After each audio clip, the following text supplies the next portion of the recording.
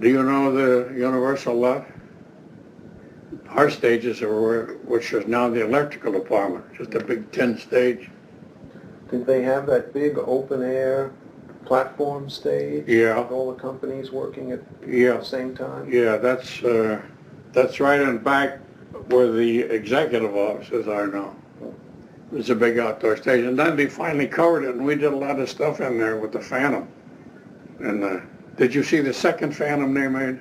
Oh, the 1943 one? Yeah. Yes, I've seen it. I had quite an argument with them when they made it. See, in the original Phantom, Lon was supposed to play this big pipe organ. Well, you know the sound effects you can get out of a pipe organ. You can tear the house down. The second Phantom, the guy played a little violin. Claude Rains played a violin.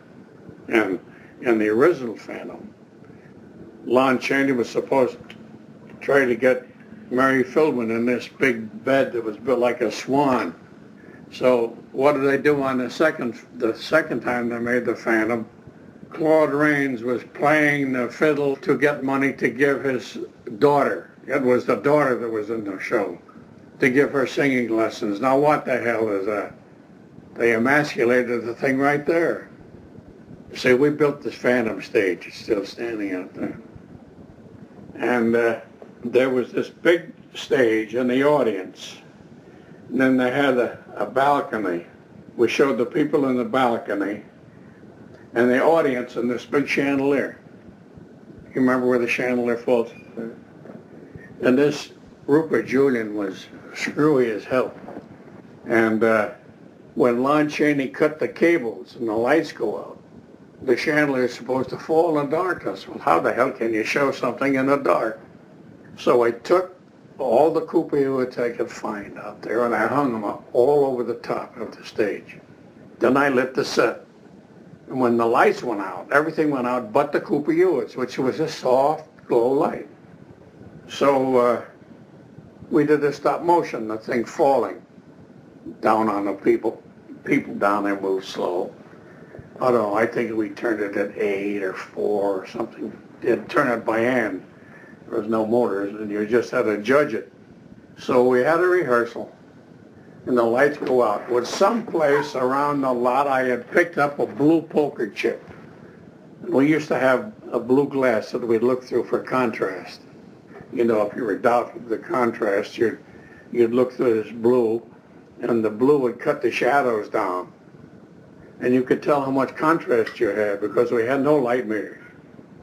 And I had picked up this blue poker chip someplace, and I was tossing it up and catching it, something to do. And up at back of the Phantom stage, it went up a hill. And we set the camera on top of this hill, and we had it all covered in. It was all black up there. And the camera was sitting on a little low baby tripod. And we had a rehearsal, and Julian says, "You gonna have light on this scene?" I said, "Why?" He said, "I want it absolutely black." I said, "That'll be black." He said, "Let me see your blue glass." I gave him this blue poker chip, and he looked at it. He said, "Just what I want." Well, you know what it had done to me if I shot that thing in the dark and you couldn't see what happened, that chandelier falling? One thing I don't understand.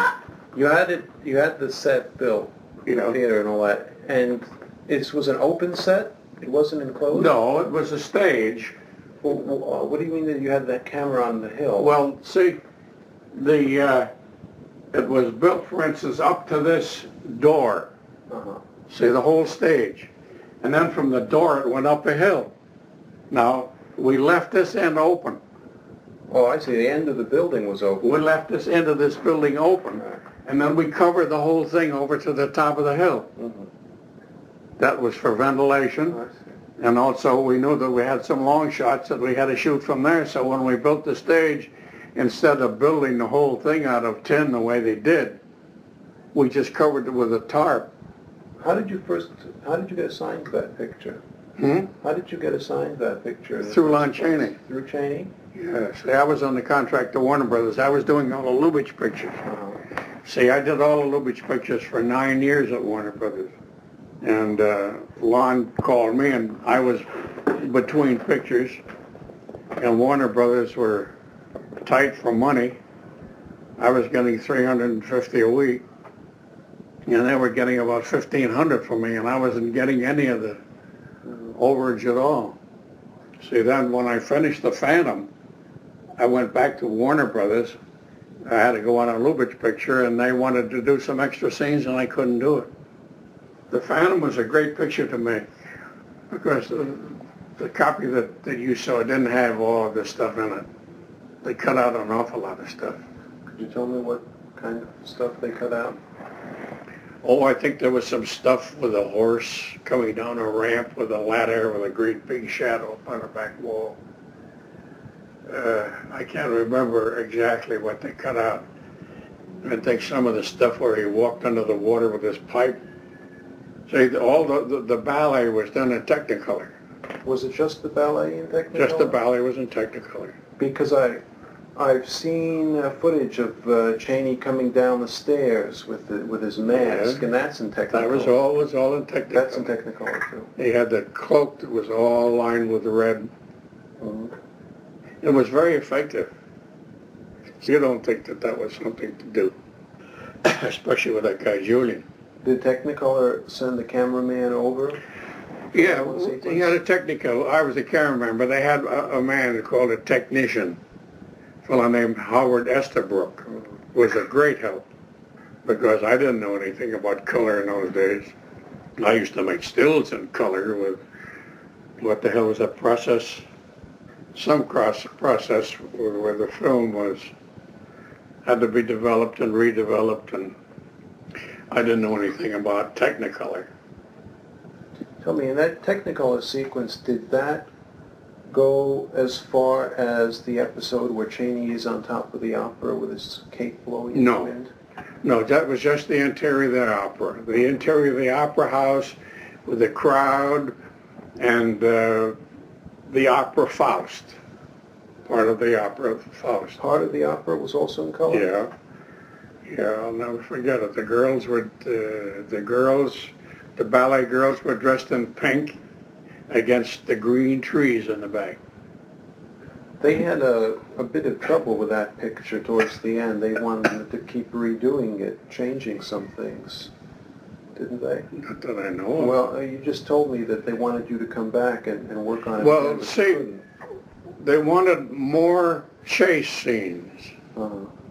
You know, where the crowd was chasing Chaney through the streets. Mm-hmm. Well, we did some, but we didn't do enough. And they wanted to add some scenes to it. That was all. I understand they even had another director come in and do that. Yeah, because Julian was taken sick at the time, I think, and Chaney wouldn't work with him anyway.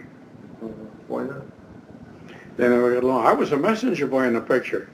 The director would tell me to go in and tell Chaney to do this, and Chaney said, tell him to go screw himself. I'll do it the way I want to do it.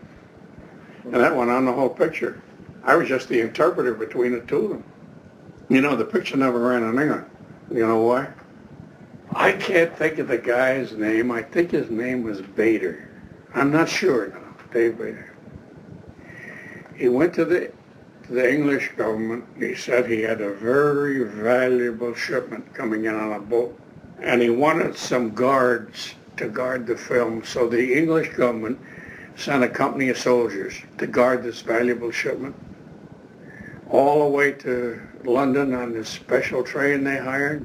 And when the special equipment got to London, the company had a big truck. These soldiers are guarding this precious film, The Phantom of the Opera, and they never let them run the picture.